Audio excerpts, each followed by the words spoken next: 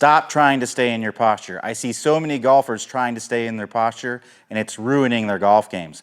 The reason is they're reacting to something they're doing in their swing in order to help them hit a functional golf shot. And if you were to stay in your posture, then you would ruin that function. So let me explain. There's basically two things I see all golfers doing when they're coming out of their posture.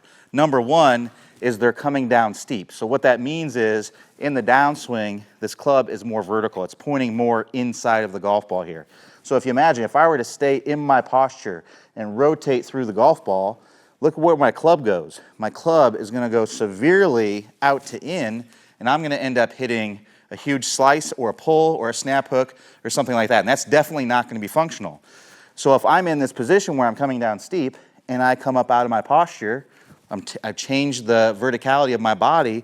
Well, now look, that club shallows out, and now I can swing from the inside, and I can actually hit a functional golf shot. So that's number one. Number two is the face is open. So maybe they have the club shallow, or maybe it's steep as well, but the face is open as we're coming down. So you may see this face, instead of pointing more toward the sky, it may point more over my head, and this lead wrist will get cupped. So when I'm coming down, if I stay in my posture and I turn through the ball, right, that face is going to be wide open, and I'm going to hit a shot way to the right. You might do that a couple times, but then you may self-organize and stand up, and when you stand up, you can flip the club, and early releasing the club is a means to close the face. If I can early release, that can square up the face and help me hit a functional shot. But I have to come up out of my posture to do that, because if I don't, if I flip the club, right, and I stayed in my posture, well, I'm going to stick the club right in the ground, and you're not going to do that, right? So you're going to stand up to make room for the club. Now, is this optimal? Absolutely not. But I would much rather have a golfer that comes down steep and or opens the face, come up out of their posture, flip the club, early release the club, but be able to hit a functional shot. It's not the most consistent way to do it, and that's why you don't really see any tour players doing it or anybody who's really good doing it, but it is a functional way to hit the golf ball. If you try to stay in your posture while you're also coming down steep and or with an open face, then you will not be playing good golf. Those are high handicap issues that I see. People that are 25, 30 plus handicap players, that's the players that I see.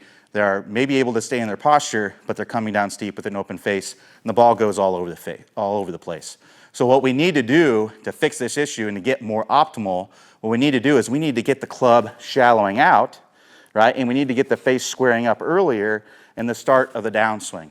And this is what we refer to as the move at Top Speed Golf. And I have an awesome bonus video for you where Clay Ballard, the founder of Top Speed Golf, is going to show you exactly how to get that club shallowing out and get that face squaring up. So that way, you can more likely stay in your posture as you're coming through. It's going to set you up to be able to do that. And not to mention, it's going to set you up to be able to get shaft lean. It's going to set you up to be able to get compression on the golf ball as well. So if you want to stick around and watch the video from the move, the tennis racket drill, and trust me, you do not have to have a tennis racket to do this drill.